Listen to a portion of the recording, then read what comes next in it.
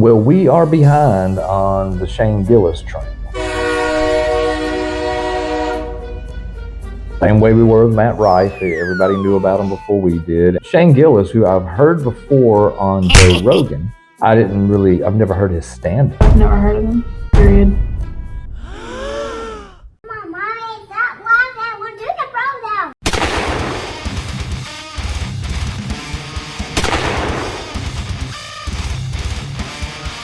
I knew his name. I remember listening to him being interviewed by Rogan, but I haven't watched his comedy. And I saw a short of him impersonating Donald Trump, and it was really good. A lot of dancing. I don't know about that. Maybe we should check out Shane Gillis and see what all the hype is on him. He's like the big new comedian. Yeah. And he may not even be new. He may have been around for a long time. He's new to us. Yeah. So I'm curious to know more about him. So we're going to check out 20 minutes of Shane Gillis. Let's do this.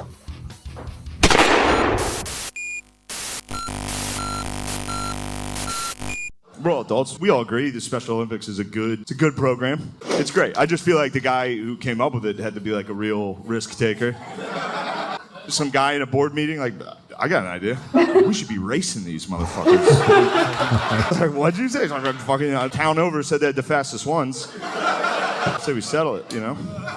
I'm not making fun of the Olympians. The concept is wild. It's a wild, like if your best friend invented the Special Olympics and told you about it first, you'd be like, don't ever tell anybody. Who the fuck were you gonna tell that to? What are you doing?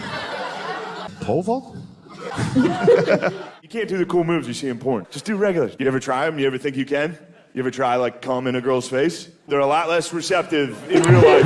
That whole process is a fucking nightmare, dude. It's a disaster. It's just you, the girl you love is down there. You've been begging her for 3 months to try this. Finally, she's like, yeah, you can do it. You're like, yes! It's gonna be just like the videos I watch every day. That's my favorite part. Now you get to do it. You think it's gonna be awesome. It's not. It's just you up there, alone. It's cold. She's being nice. She's like, are you okay? Now you can feel it. You're like, all right, here it comes. This is going to be awesome. She's going to love this. And as soon as it hits them, they freeze. And then once it's on them, they like don't know how to move. You know what I mean? Like you ever put like socks on a cat? And then you feel bad because the cum's out of you and you realize what you've done. You feel terrible. You got to fucking pick her up off the ground. Like the same energy as like when a toddler falls. You're like, come here, you're all right. You're all right. We'll never do it again. I've heard of astrology and belly button rings. I feel like those go hand in hand. Do girls still? Yeah, they do. Do girls? Are you guys still getting belly button rings? I don't know. I haven't fucked a whore lately. I know I said retarded there a couple times. My bad on that. I'm not trying to give myself a pass on being able to use that word, but I will say, I don't know if you can tell by looking at me, I do have family members with Down syndrome. It almost got me. I dodged it, but it nicked me. It nicked me. Bit of a day walker myself. My Uncle Danny sneaks grilled cheese sandwiches into restaurants just in case they don't serve grilled cheese sandwiches. I don't know where he's getting these fucking things. It's the best. It's the best. You'll be out to dinner with him, you look across the table, you see him sneaking a grilled cheese. Just... Yo, where'd you get that cheese, Danny? His dad's with him. He's like, that fucker, he's been making them at night. I know he is. I'm not making them at night, Dad. Then he'll look at you and be like, I'm making them at night.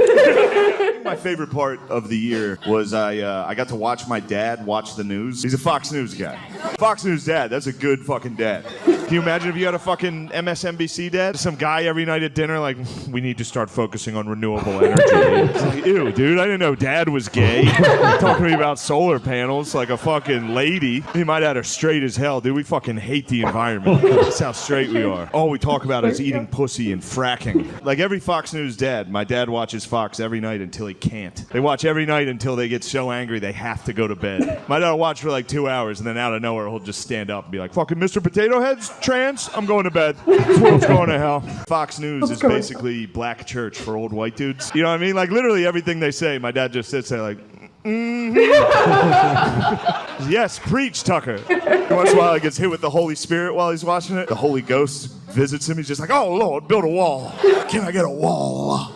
White people used to be cool in America. The height of white people being cool was us going, we're like, man. That was as cool as we got. We're like, man, see? And then the day white people stopped being cool, it was Jackie Robinson's first game. You can look it up, dude. You can find it. You can find the radio call from that game online. You can hear the exact moment white people stopped being cool. You can hear the announcers. They still got, they're like, man, welcome to Chicago where the White Sox take on the Brooklyn Dodgers. We all had cool white nicknames. Like, up at the mound is old Curly. He's a 47-year-old alcoholic. He's the greatest athlete alive. Runs a 6-second 40-yard dash. Fastest man alive, they say. Then it happened, dude. And Jackie came up to the plate. You can hear the announcers like, man.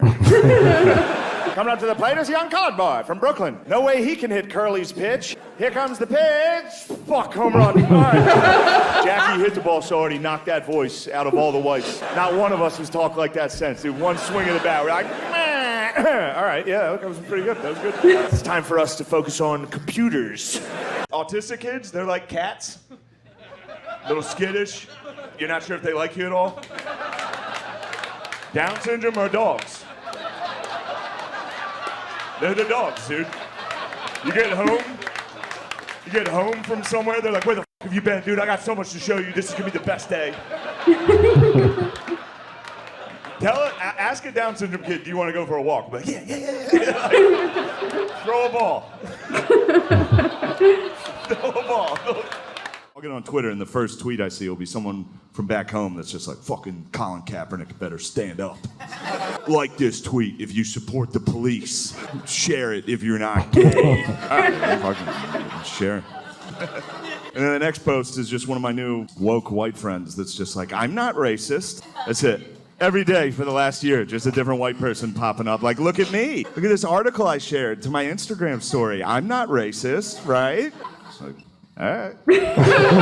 Sure. So I don't know if you know this. Like, being racist isn't like a yes or no thing. You know what I mean? It's not like you have it or you don't have it. Like, being racist is more, it's like being hungry. You know? It's like, yeah, you're not right now. It's like, yeah, you're not hungry right now, but a cheeseburger could cut you off on the highway. We're hungry all day.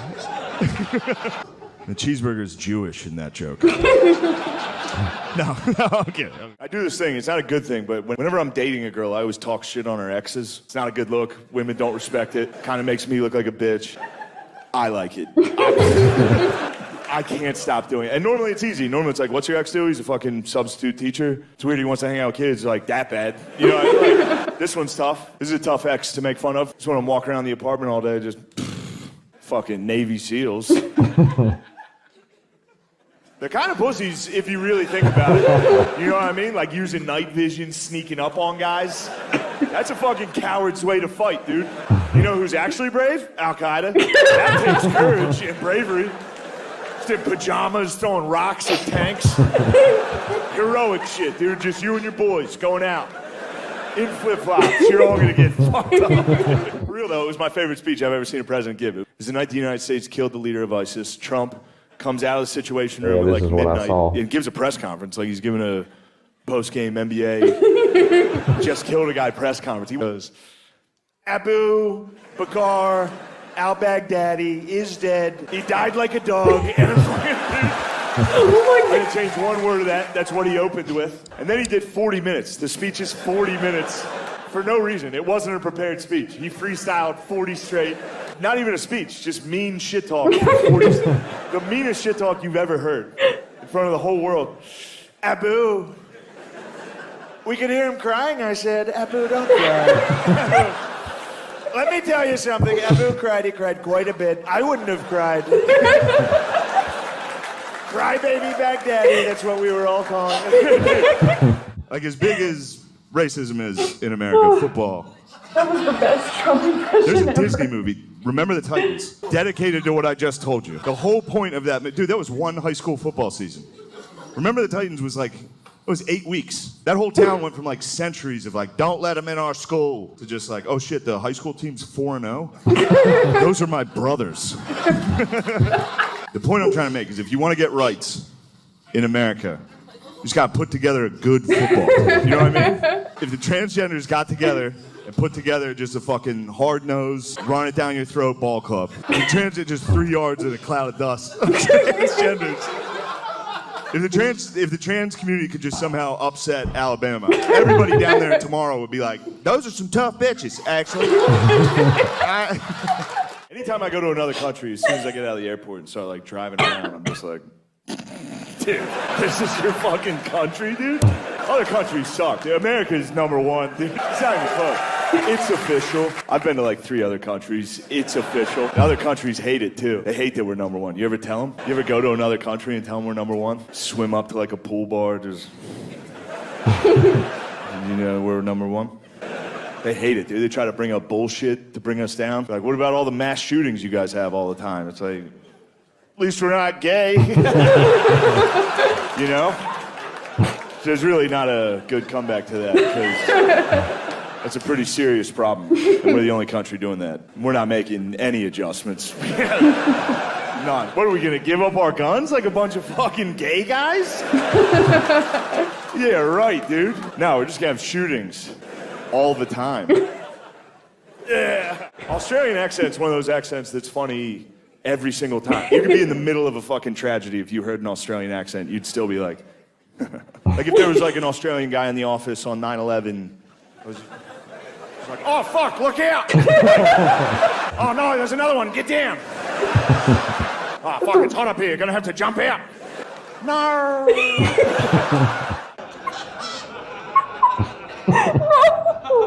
I was thinking about the first time like Congress had to come up with age of consent. That had to be like the powdered wigs and stuff. That had to be a rough day for the fellas. It's like some guy coming up first, like, from Rhode Island, 12. And everyone's like, ew, ew. No, dude. I don't know. Why'd I have to go first on this one? It's like the hardest one to go first on. Sexually, I have to follow a fucking Navy SEAL. They never quit until the job's done, dude. That's their whole thing. I quit a lot, all right? The job's done when I'm tired, which is usually pretty early into the mission. My arms start shaking pretty early. They give out. Next thing you know, we're having belly-to-belly missionary. Just hunched over, breathing in her ear like a pug for 5 minutes. Just coughing. Coughing during sex is funny. Just... You guys know belly-to-belly missionary, dude. Don't fucking... I saw this crowd, dude. I see you, boy. A lot of belly-belly tonight, dude. This guy's hunched over. Just... You don't even think about that noise you're making in that poor woman's ear. Every woman in this room has heard that noise. You've never thought it. The only way I can describe it is like you ever lay down and a dog starts sniffing your ear. That's what it sounds like. Just...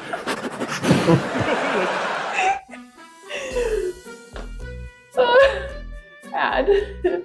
Yeah. Yeah, so far so good. This guy's great. That is hilarious. I see why he's popular. His Trump impression is the absolute best I have ever heard. The gayer the army, the scarier. Forever, dude, throughout history. Think of any army throughout history. Imagine them gay. Gay Nazis? Just when you thought those guys couldn't look any sharper. Gay Vikings? Gay Vikings, dude. You're just some villager looking out on the shoreline, see a bunch of Viking longships coming. You're like, oh no, it's the Vikings. They're gonna rape our wives and daughters. Then they pull up their fucking rainbow flag on their boat. And they're just like, oh, fuck.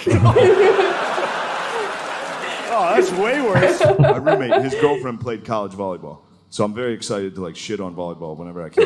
So I get in there and I was like, yo, volleyball is fucking, that's a weird culture. Get them fucking shorts. Get them gym shorts. The shorts they're wearing is gross. And she was like, no, we need those shorts for speed on the court. And I was like, I know that's not true. I watched the NBA.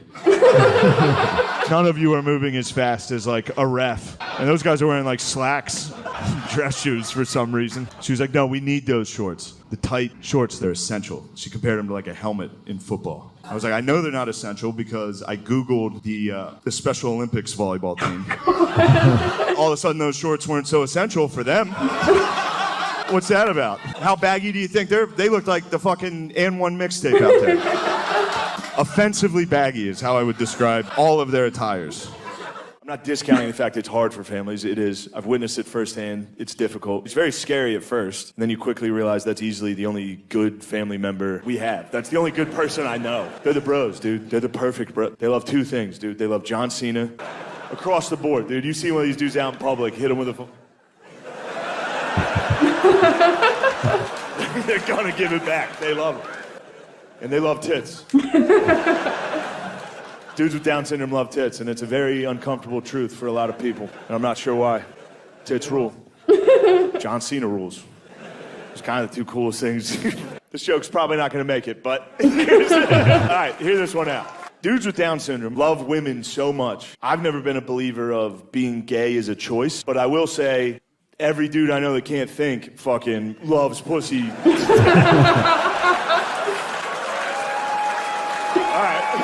I guess it's a keeper. I'm not a Republican yet, but I will say, I don't care if they arrest him. If he loses the primary, let him debate, dude. If he gets arrested, Hannibal Lecter him out to the fuck.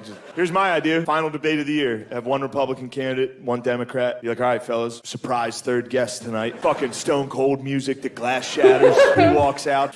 They're both gay. I think it is actually important to see how the candidates handle that type of pressure of debating with Trump. Every debate, he just bullied whoever was up there. The only one who did pretty good in the debates against him was Biden, just because he had no fucking idea what was being said, which actually helped him. That worked out for him. Because Trump's whole thing is he tries to get in the other guy's head. Can't get in Joe's head.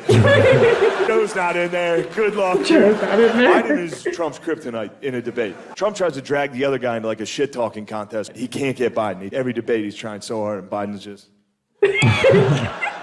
He tries. It's just, you're a loser. Your son did crack. Biden's just, what? Hey, damn, dude, that's actually a pretty good comeback. You might win this. Every year, Hooters would sponsor our one basketball tournament. All right? So every year, Hooters would bring like 3 or 4 waitresses, and they would present like a big cardboard check donation to the Special Olympics. As soon as the girls entered the gym, the game changed entirely, dude. It went from like hugs and sportsmanship to just like dudes got competitive, like very competitive, fucking ripping down rebounds, just hitting layups. And then at the end of the game, there'd be a hug line between the waitresses and the players. And yeah, that went about exactly how you would imagine that went. We had to break out the fucking jaws of life, dude. My boys are ragdolling those young sluts. And I'm not knocking the players. They were totally in the right. The girls were hot. The waitresses, like every year, I would sneak into the hug line myself. That's the thing about these countries. I was just in England, Scotland, Ireland, Australia. No black people. And I know what you're thinking. No. No, you need black people. You need black people to keep the whites in check. The last thing you want is a whole island of whites that think they're the coolest people on earth. It's a disaster. That's how you end up with Conor McGregor's walking around like, like, shut up, dude. The foreign whites are out of control. American whites, we're humble. We know we're not the coolest guys around. It's the foreign whites, dude. Yes! Preach, brother! Yeah. For real, though, there's a reason every good NBA player that's white is from another country. The audacity to think you could play in that league. The fucking arrogance. Every white dude in America saw a black kid dunk in like 8th grade and was just like, oh, all right. There goes that dream. There goes that dream. I'll just set picks for the next 4 years. Just box out hard as hell. You ever see an old lady fall? Like, my grandma fell. She was trying to get the hose from behind her house, and she fell behind a bush. Should I act it out? Like, if you want. But it looked like well, this is going to distract me, I think. Oh, okay. Now that you're doing it, I was like, it looked like, but yeah, she fell, and then her feet were just sticking out from a bush. She laid there for like 2 hours. It was the summer. Whoa, wait, she Wizard of Oz? No, it's just her feet were sticking out from under a bush in her backyard. Oh, and then wow. a neighbor's kid found her.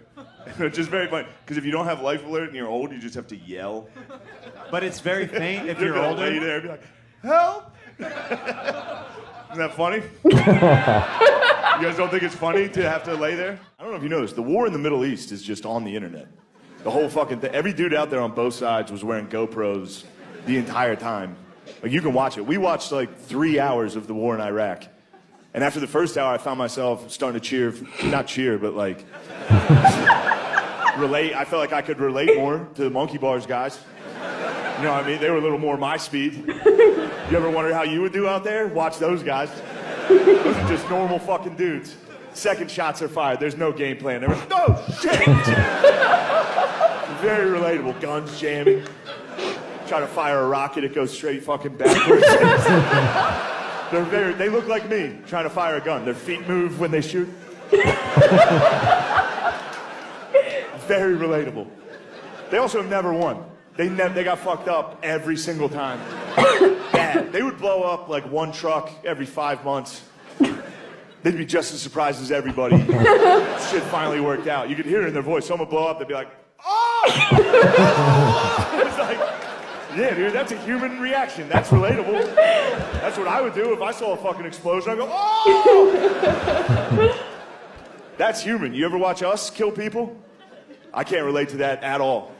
There's some Black Hawk helicopter with night vision, mows down like 40 people. Pilot gets on, he just goes, clear. Just flies away. It's like, yo, that's a psycho. That guy didn't give a fuck about that.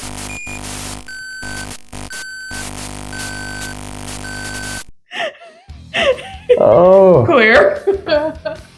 yeah. I like Shane Gillis. That dude, Yeah, I'm going to watch more of his stuff now. he's on one. Yeah, his Trump is perfect. It's perfect. It's spot on. I really wanted him to do more of that because he got that impression down very well. I've heard a lot. His is one of the best. I'm gonna have to, yeah. He's hilarious. Abu, al-Baghdadi. Very impressive. So I'm guessing he has a brother that's in the Special Olympics that has Down syndrome, so kind of gives him knowledge and clearance to be able to poke fun at the Special Olympics. And it sounded like he was a coach for the basketball team or something for special. That's what Yeah, well, he was present and got to hug the waitresses, so he had some sort of skin in the game. That's a funny dude. I remember him on Rogan. He was pretty funny on Rogan, but I didn't know all this stuff about him, and I only listened to about 30 minutes of it. So I'm gonna have to check out more Shane Gillis. So yeah, keep us up to date with some of these comedians, because we lead busy lives and we really don't have time to just sit down and search these people out. And we're kind of new to the newer comedian game here. All the old stuff I'm very familiar with. It's all the newer comedians that I'm not, and most of the ones that I have heard aren't good. They're so worried about being canceled. Or they're rebranding the same jokes Yeah. that you've already heard that were hilarious when Well, the names just left me anyways. well, I have more of a dark sense of humor anyway. You know, We both do. I'm a firm believer in freedom of speech. So you Yes. you can try to hurt my feelings. I can try to hurt yours. I mean, if you take it personal, that's what's going to happen. And you just can't take it personal. These are comedians. They're telling jokes and they're pointing Like, out things that you already know. Their job is to be offensive. Yeah. Like that's their whole job description. Well, their job is to pick society apart for all the stuff that we all pretty much see as one, as stupid or silly or something of that nature. And Point then you out have, the most obvious things that you don't notice. well, there's just a small minority of people that, I mean, you could literally make fun of a rock and they would be like, well, rocks aren't funny. It's not, you know what it's like to live for hundreds of thousands of years. You don't know that, but that rock does. You just always get these people. And we're at a point now in society where too many people are like, okay, no more rock jokes. I'm sorry I hurt you. Screw that. Joke about what you're going to joke about. Do the Bill Burr, do the Dave Chappelle. I mean, Yeah. If you act like you can't be canceled, then you won't be canceled. problem is if you say something that's offensive to someone and they whine and bitch about it, all they're doing is having people go check it out now because they want to see what the hype's about. It's free publicity. Just go with it. Yeah, that's how we found Matt Rife. He was one that didn't care and would say whatever the hell he wanted to say. Well, that was proven. Yeah, that's who I want to listen to. I want to listen to those guys because if they're good, they're good. If they're not, they're not. If I don't like their comedy and it's not funny, I move on and watch somebody else. I'm not going to go write a 20-page dictatorial about what a asshole he is. Or I mean, it's just that kind of stuff is silly.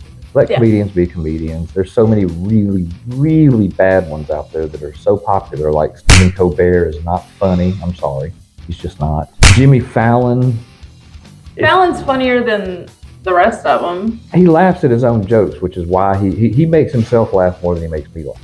So it's not that. And Jimmy Kimmel's just a shill. I mean, whatever his sponsors want him to say, he just goes out there and has writers put together something, and he'll say whatever the hell he's told to say because he's bought and paid to say it. Fallon was great on Saturday Night Live. On his show, I like Fallon. He's not a bad interviewer, but God, I hate when people, and Matt Rife does it sometimes too, and a lot of comedians do it too, is when they laugh at their own joke to the point where, okay, dude, Yeah, it but wasn't like, that funny, but I know you're trying to pull people in by hearing you laugh makes them laugh. but like Matt Rife does it in such a way that's like he like catches himself off guard. Like his filter is completely gone when he's up on that stage. So when he's like ripping off of the people in the crowd, it's like, I can't believe I just said that, but that actually really worked. That was funny.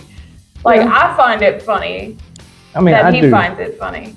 I do too. I mean, even Richard Pryor laughed at a lot of his own stuff. But I mean, I guess I'm the dry humor guy. I'm the guy that likes Bill Burr and The angry comedian. so find us some new people. Yeah. Get in the comments. Let us know some people that we may have overlooked or hadn't seen. I think we're going to check out this guy named Godfrey here soon. Yeah. I don't know anything about him, so he's definitely on our list to check out here shortly. But I know there's more. Shane Gillis is one that I would have never even thought to listen to or hear until I saw his Trump impression on a short. We don't like to stumble on him. Tell us what we need to watch and check it out. Like, share, Subscribe. do the thing. Do the thing. Until the next time, guys, as always, come at me, bro. The Brodown is over! Let's bro out!